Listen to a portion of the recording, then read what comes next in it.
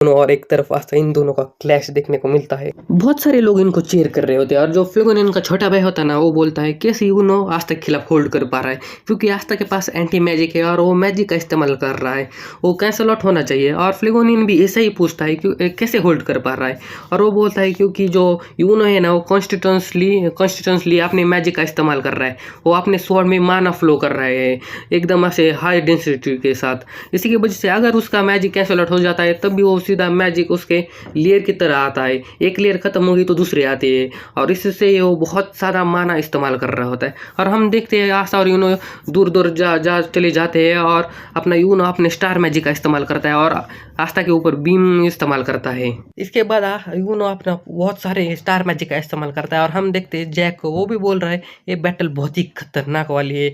और जो बर्ड होती है ना, वो बोलती है आस्था मैजिक को सेंस नहीं कर पाता। अगर तुम्हें मालूम नहीं है तो आस्था मैजिक को सेंस नहीं कर पाता, वो सिर्फ अपने इंस्टिंक्ट और की के वजह से डॉज कर पा रहा है, मैजिक को सेंस कर पा रहा है। और जो अपनी यामी की बहन होती है ना, वो भी बोलती है यूनो जो पर्सन है ना, वो लॉन्ग डिस्टेंस से फाइट कर रहा है, यही उसके लिए बहुत ही बढ़िया चीज़ है। अगर वो क्लोज में गया तो इसका कुछ भी फायदा नहीं होगा। आस्था यूनो के ऊपर बहुत सारे अटैक कर देता है लॉन्ग रेंज से, और वो अपना यूनो भी बच रहा होता है। और जो चश्मिश होता है ना, वो बोलता है कि यूनो कब तक होल्ड कर पाएगा अपना मैजिक, क्योंकि वो बहुत सारा मैजिक इस्तेमाल कर रहा है, उसका मैजिक आखिर में ख़त्म हो जाएगा।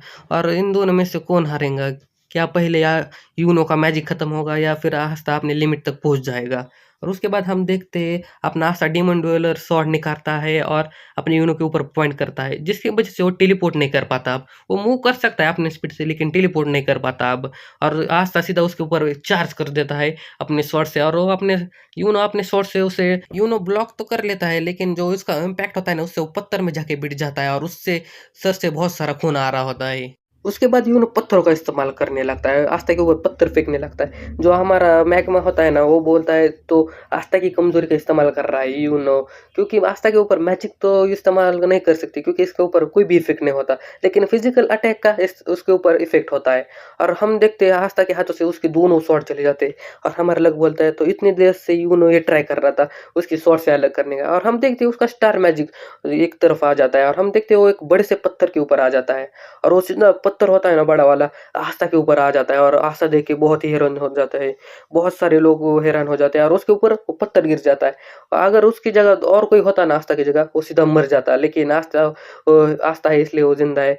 और हम देखते हैं बैटल एंड होने के लिए आ चुके हैं, और हम देखते हैं आस्था हमारा आइकॉनिक डायलॉग बोल के उस पत्थर को तोड़ देता है और बोलता है I am not done yet, और पत्थर को तोड़ के निकल के आता है, और वो सीधा उसके ऊपर बेयर हैंड हमला करने के लिए, भागने के लिए आता है। और हमारा यूनो एक शील्ड का इस्तेमाल करता है, स्पिरिट शील्ड का, जो शील्ड से उसने जो लूसियस है ना, उसका भी अटैक ब्लॉक कर लिया था। ना लेकिन अपना आस्था एंटी मैजिक का इस्तेमाल करता है अपने हैंड में और सीधा उसे पंच कर देता है, और अपना यूनो बहुत ही जाके दूर गिर जाता है, और जो मैजिक होता है ना, उसका मैजिक खत्म हो जाता है।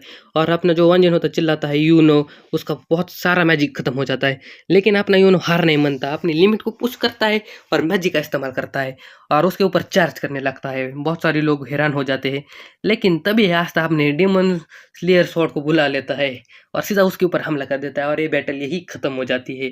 और हमारा यूनो बोलता है तुम जीत चुके हैं आस्था, और ये देख के आस्था बहुत ही खुश हो जाता है।